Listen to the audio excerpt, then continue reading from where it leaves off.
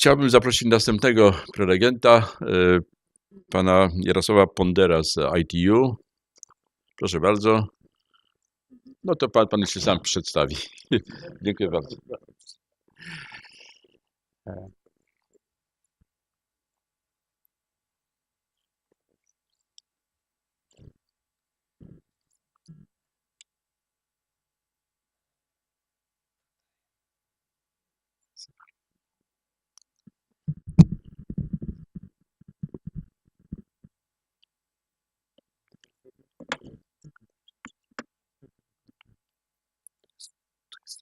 Super. Dziękuję bardzo i dzień dobry wszystkim. Serdecznie dziękujemy jako ITU Instytutowi za zaproszenie na tą bardzo ważną konferencję i również chciałem podziękować za bardzo dobrą, wieloletnią współpracę z Instytutem, który, jak wszyscy prawdopodobnie wiecie, jest również jednym z 5 ITU Centers of Excellence, budujących capacity przyszłej kadry i obecnej kadry w dziedzinie telekomunikacji. Więc dziękuję serdecznie za to. I will switch into English as it's not that easy after so many years to present in Polish, in particular the technical terms. Thank you very much for your understanding for that. My name is Jarosław Ponder, and I'm Regional Director for Europe, representing the ITU in Europe, making sure that our interests of region are properly articulated in the global discussions. On the other hand, all members of the ITU, private sector and the governments are properly serviced by this international organization. Even though this is intergovernmental organization, we are working very strongly with the private sector, which is a key driver of this, what is happening currently in the ICT world. So we're working with the governments, but also we're relying on the work of more than 500 sector members, 150 academia, and several associates. Of course, our work is structured as we are covering the whole universe of the ICTs. Therefore, we are covering the radio issues, but also standardization issues, as well as support to the ICT ecosystem to let the market grow, competition make its power, and the innovation flourish. Of course, we are accompanying the whole G avenues. So 1G, 2G, 3G, 4G, and the others under the acronym of the IMT. And we are very proud of this, that since the inception of these technologies, the ITU was able always to provide the proper response to the private sector, but also to the policymakers to ensure the growth of the sector. Of course, the 5G is very promising. We heard already about that. It's a lot of bandwidth to come, very little latency.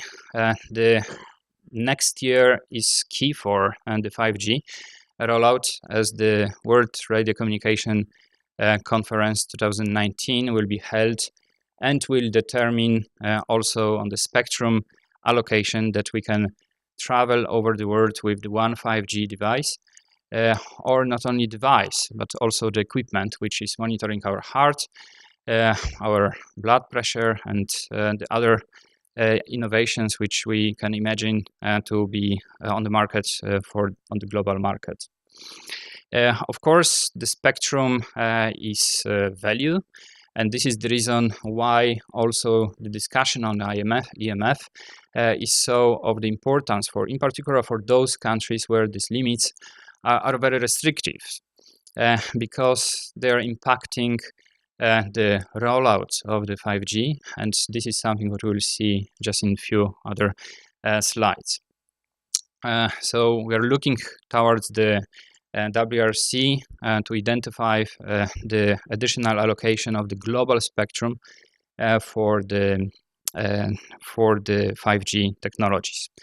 Of course, the 5G it's something what provides us the new features which we will be able to use, but also introduces a lot of efficiencies into the world of the technology in terms of the energy efficiency, in terms of the bandwidth, mobility, spectrum efficiency.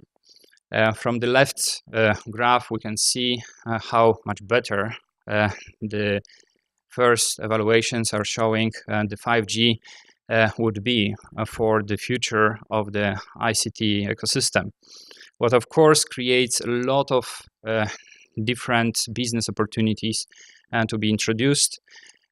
Currently, mainly we are discussing about the enhanced mobile broadband solutions, but the massive machine type communications, in particular related to the smart cities and machine-to-machine communication, as well as ultra reliable and low latency communications is to come. We are observing on a daily basis the new trials which are launched on the market, which are committed by the cities, by the enterprises, companies to be the first and to be the most innovative dealing with the 5G. Even though some devices will come only next year, we hear for the time being about the first commercial trials and offerings on the markets. And one important item is there is a lot of commitment towards creating the 5G-enabled cross-border corridors. Recently, one established in the Baltic Sea area and one established in the Balkan states, and most probably another to come in the near future to support the 5G experimentation. So, as we see, the commitment of the policy makers is there, but the EMF is one of these issues where several countries are still struggling. It's not only the country in which we are currently at the conference, but also the other countries are still considering the possibility of revising those limits in order to make sure that the rollout of the 5G is going smoothly, quickly, and is not hindering the innovation of the countries and economic growth. So this is the reason why also the ITU is working very closely with the industry on investigating all those relationships between the both. The EMF effects and this what we can expect from the 5G in terms of the health effects.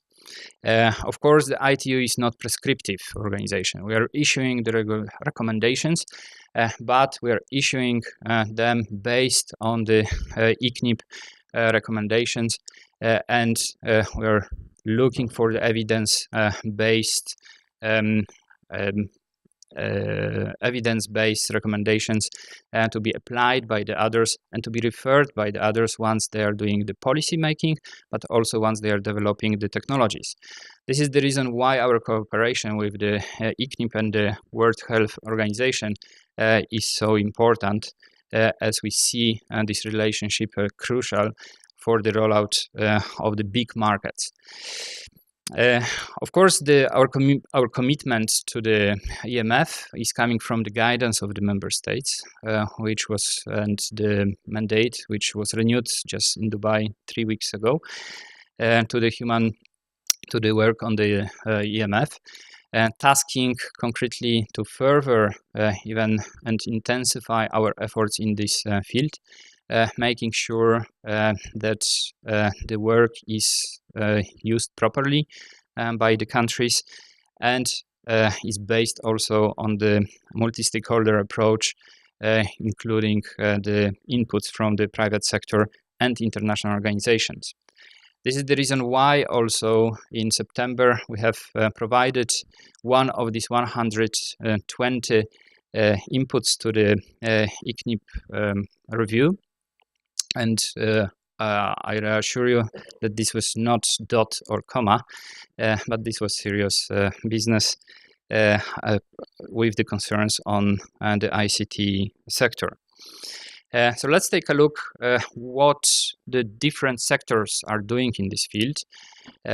One of the biggest working flow in the ITU in relationship to the 5G development is carried out under the ITUT study group 5, focusing on the environment, climate change, and circular economy, but of course having also the one big community dealing with the EMF, seeking the clear responses in the consultative processes with the private sector and the governments on this, how to address such an issue like level of the EMF, determining the rollout of the 5G.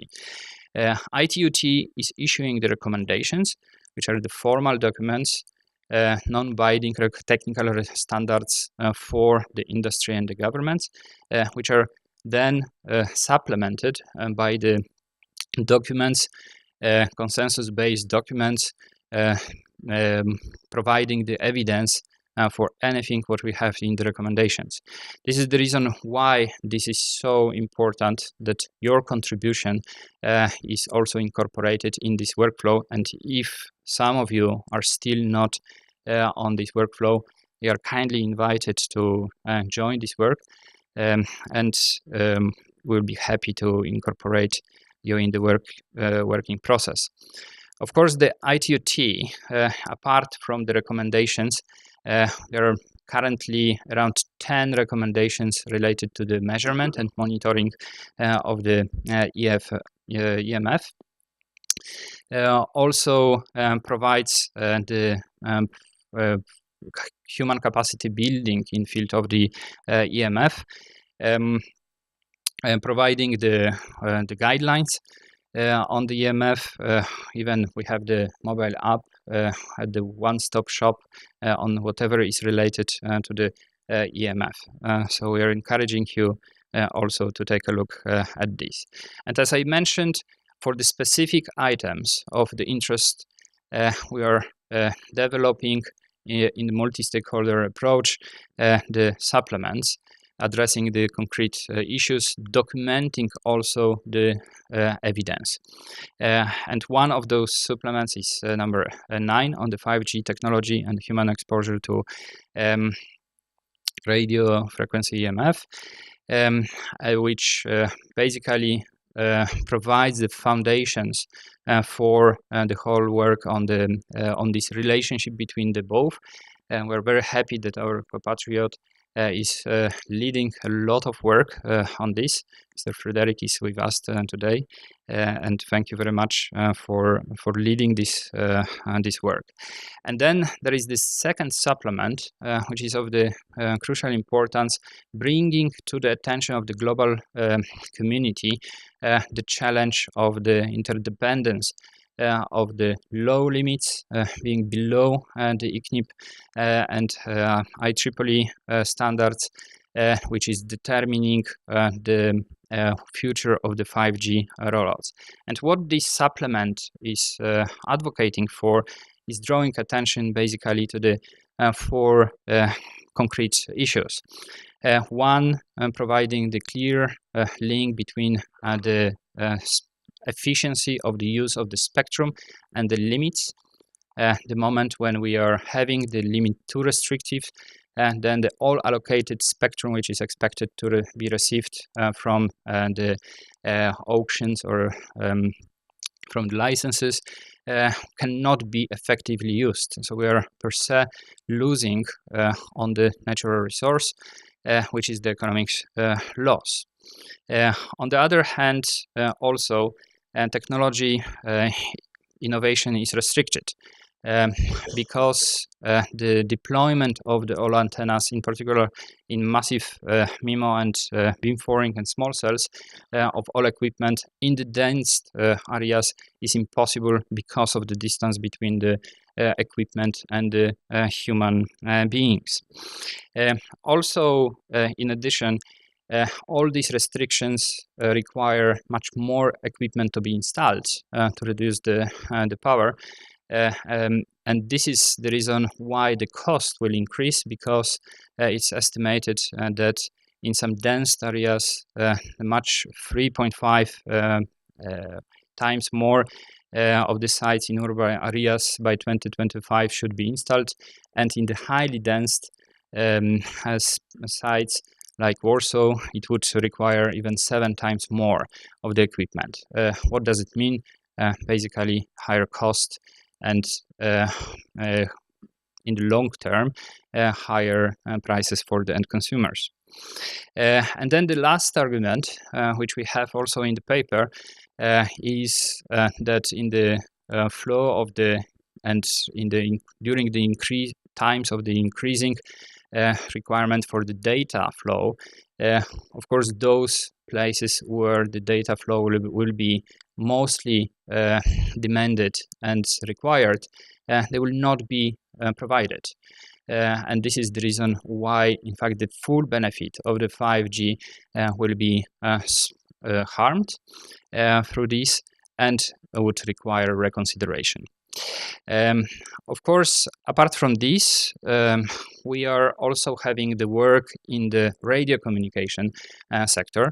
The EMF is treated as the one of the points under the handbook of the spectrum monitoring, which we are inviting you to use as the guide, focusing, providing the instruments for measurement procedures and reporting methods.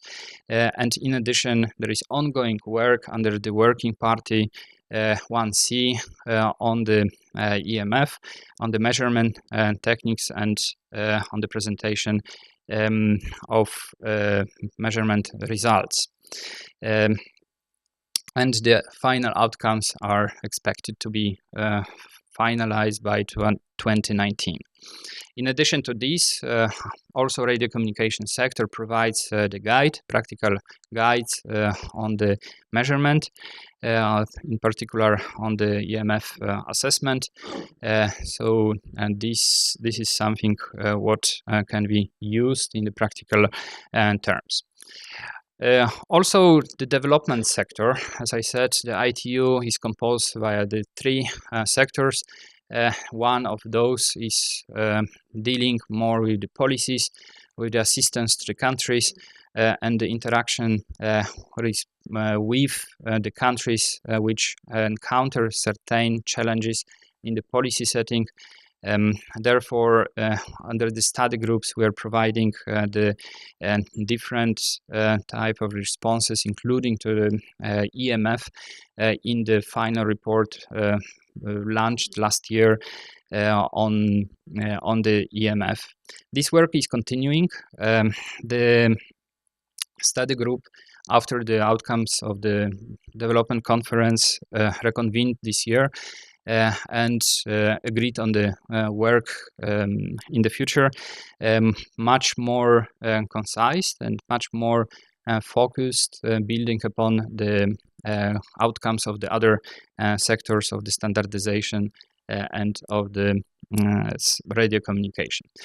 Of course, the EMF is the key component of each of the agendas of our events, and the 5G is currently one of the hottest topics in our region, but also in other regions, but in Europe especially. So we kindly invite all of you to be part of the community, contributing, but also providing the best practices on EMF, but also on the related issues. In case you will be bored with Christmas and you will be looking for the more inspiration, of course, you can always study also our last publication on the 5G, where also you will find the chapter on the EMF, and maybe in the updated version your contribution could be incorporated. So thank you very much for this opportunity. Thank you.